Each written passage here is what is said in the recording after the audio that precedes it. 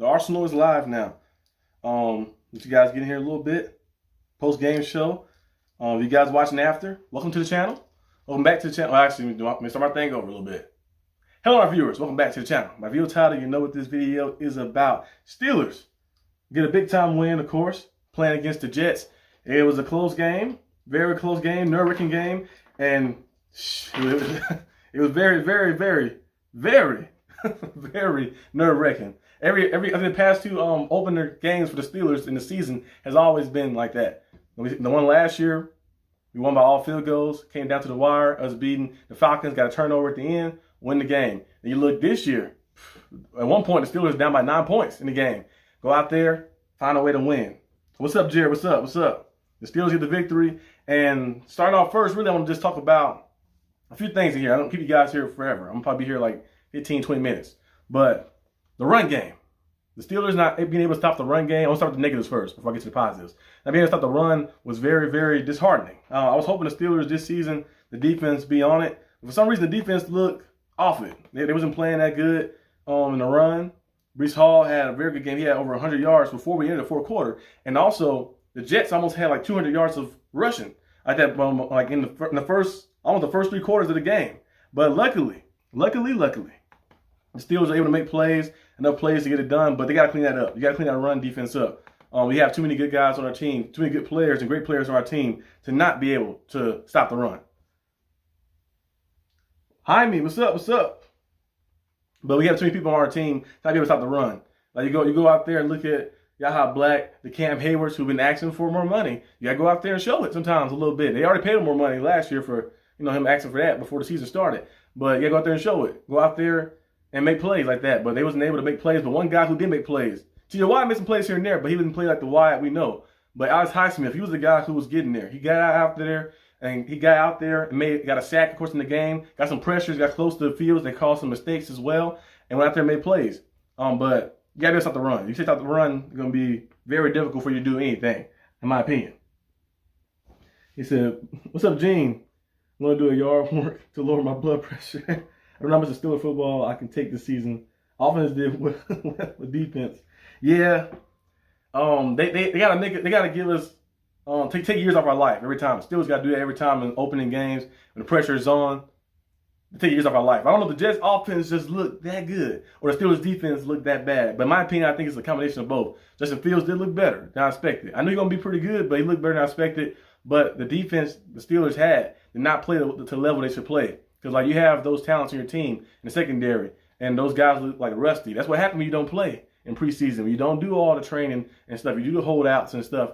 And you got a lot of new different guys on your team. Darius Slade, Jalen Ramsey, Yaha Black. Derek Harmon wasn't out there. That's one of the guys we did draft in the first round who we hoped to come out there to help us stop the run. But a lot of different guys. Cam Hayward was there, but he started doing the holdout, and TJ Watt was holding out. A lot of different guys are doing different things, so the chemistry wasn't there fully. And you see a little bit of lack of chemistry. But you do see those tendencies where they can go out there and make plays when they have to. Jalen Ramsey in that last drive. 2 pass breakups. Yeah, the pass breakup on the sideline, and the same sideline, you go out there and make the big hit as well, making a big-time play to get the victory. That was very good. Let me pull up these stats, though. These stats to see exactly everything. Because Aaron Rodgers looked good in that game, too. But let me pull up the Jets' run stats. Because they was running that ball very well. The team stats for Jets, the Jets rushed the ball for 182 yards. 182 rushing yards. And they had Breece Hall for 107. Justin Fields for 48 and 2 rushing touchdowns. So they ran the ball very well against us. That's one thing they still got to clean up, though. Like you can clean that up.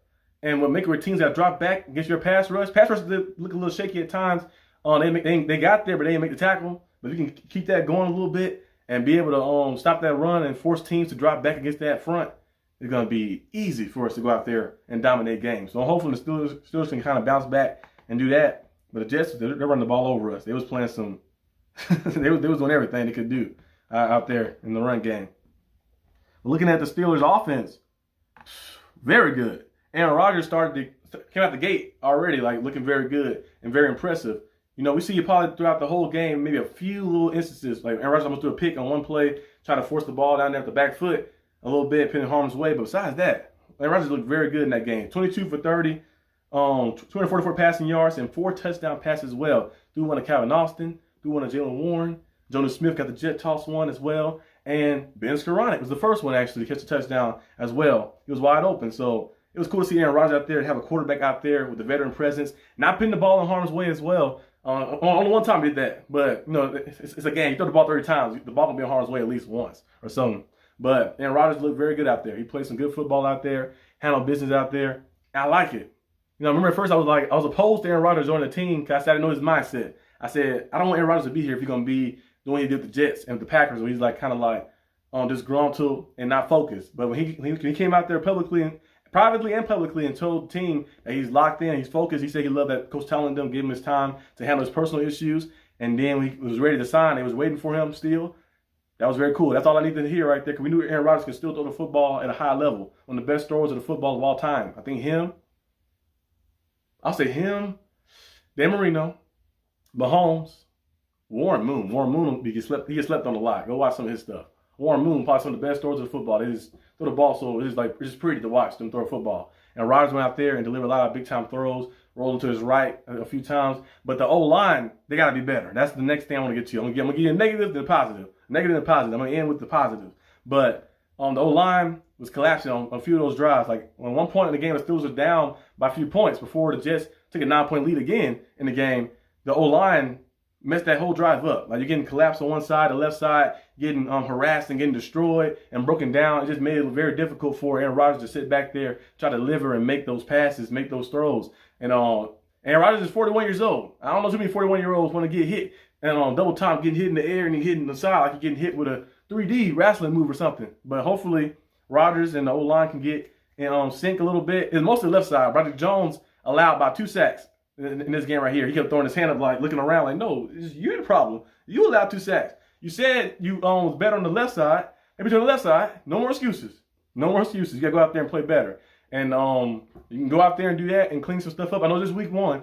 It's a long season left. You can play bad in week 1 and go crazy the rest of the week. But I want Broderick Jones to get better because we know he has potential. We've seen potential before. I know the Steelers kind of hurt his potential, his confidence a little bit at times by pinning on the right side for the past few years. But now there's no excuses. You're back on the left side now. And the O-line on the right side looked pretty good. Frazier, he may have had one mishap when Quentin Williams beat him, but it's Quentin Williams, one of the best players, of course, beat him up the front. But besides that, the O-line looked pretty good. Frazier did a good job in blocking up front, but that left side was getting collapsed a lot. And Rodgers was taking some big hits. He got sacked, four times this game? I think 4 times, right? Let me make sure I get the right number. He got sacked a good amount of times in this game. Rodgers was sacked by both Williams brothers, and then 2 sacks by Will McDonald. So, yeah, he got sacked 4 times in this game. So you can't allow Rodgers to get hit like that. Of course, you got to be better on that left side, protecting and holding up. But I did like what I seen, of course, for Jaylen Warren in the second half. In the first half, he was a little stagnant, but second half, he did get things going a little bit. He only had 37 rushing yards the whole game, but, the runs he did have, and the passes he caught the backfield, he did catch a touchdown as well. He kind of got things going a little bit better. DK Metcalf had 4 catches, 83 yards. He had a drop, about 2 drops. I think 1 drop really, because the other one didn't really count because the defender broke it up. But his hands was not the best today.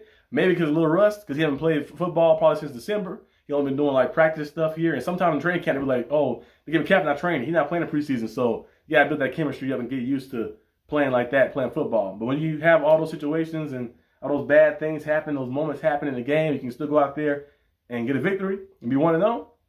That's all you need right there. That's all you need. Have an extra joint.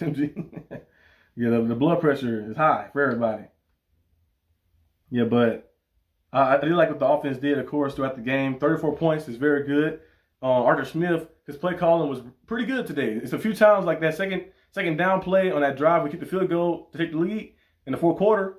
I like that little screen pass he called to Jonas Smith. I feel like we keep the ball moving. In that situation, you don't want to throw the ball behind the sticks, so we keep the ball going forward. But overall, him and Aaron Rodgers was in sync together, and the play calling was very good. We've seen a lot of different guys go out there, get the touches. Jonas Smith, we've seen the versatility of him as well. He had 5 catches, 15 yards only, but he had a touchdown, of course, as well. And you see Ben Skoranek had a touchdown, caught a pass as well.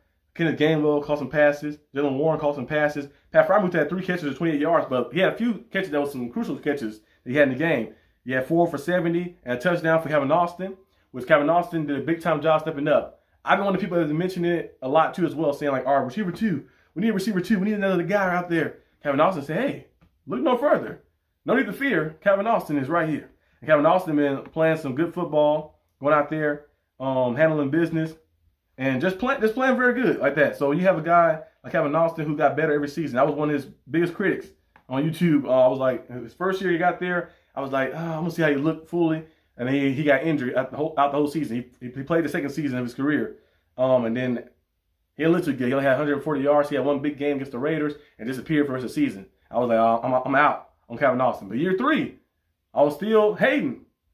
He went out there and balled out 540 yards. Like that. I said, okay, 540 yards, 3 touchdowns. I like, okay, punt return touchdown as well. I like, okay, I like that. And now this year, if you're going to up it up even more, that'll be good. First game starting off the gate, 4 catches, 70 yards, 17 yards per catch, 1 touchdown. Because DK Metcalf was getting bracketed a lot of times throughout the game, getting double teamed. They were sitting in zone coverage. And you'll see Calvin Austin like, oh, I'm by myself. Like that. Because you'll see on the motion some guys and they don't move. Like, okay, they probably sitting in zone. But Calvin Austin, like, this guy's following me. And he went out there and made plays. Like that. He had a touchdown, of course. He got pass interference as well because the guy was holding on to him. He's just playing some good football out there. And I love to see the improvement of Calvin Austin. Like I mentioned before on this channel, I think I mentioned when we was looking for receiver 2. I said I want to see Tyler Lockett type style play calls for Calvin Austin. I feel like Calvin Austin can fit that play style. A smaller receiver with that speed and quickness. Give him open space. Let him go out there and make plays. We've seen him be able to go up there, athleticism to go up there and to jump up and make plays as well. The back shoulder phase that Aaron Rodgers threw to him today. So it was very cool to see him step up and make those big time plays. And then we know DK Metcalf had 4 catches, 83 yards as well. So that was cool to see. So my offensive player of the game, I think for this game right here is Aaron Rodgers. I gotta give it to Rodgers. Rodgers went out there and played good. You're on a new team, new scenery, new coach and everything. You hadn't played. You trained, of course, but you haven't played in preseason. You haven't played football with this team at all. They go out there, 22 for 30, 24 passing yards, 4 touchdown passes, and get the job done and win. Don't get no better than that. And on the MVP for defense, it was kind of hard to find one because the defense didn't play too good. I'm going to give it to Alex Highsmith. Alex Highsmith did a good job. He had a sack. Almost got a sack in that game.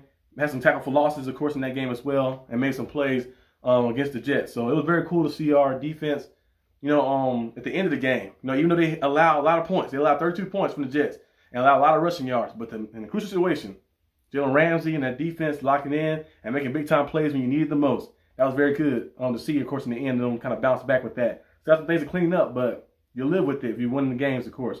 So that was very cool to see. Rodgers, of course. Everything was nice. So overall, the Steelers, gave us a thriller in the first game. But hey, you get the victory, you get the win. Everybody go home happy. And, well, Steelers fans, not the Jet fans. But everybody go home happy. And, yeah, that's really all I got for today's video. So I hope you guys enjoyed this post-game show. I'll probably be on, most likely, trying to see. I might be on, trying to see. I might do a Steelers live watch party on this channel as well. I think I can do both at the same time. I might do that occasionally here and there, like both at the same time. Like that, so definitely for that Vikings game. That Vikings game, when the Steelers play in the morning, I'm going to be on here in a live watch party. But I'm definitely going to be here for the preview as well. So the game preview, I'm going to be doing a live stream as well. And I might be live tomorrow on this channel as well, discussing some more stuff, of course, so any headlines, any news, and discuss the stuff for the game today, anything that I missed or anything. I would love to do watch film on here. I got to see if you can do that without getting copyrighted as well. But yeah, overall, pretty good showing. I'm hoping to get the run game established a little better. Kenny Gainwell had some good runs at first in the first quarter, but then he kind of started doing too much, started overthinking things. Because a few times he had a gap where he could run in right there, he decided to cut it outside.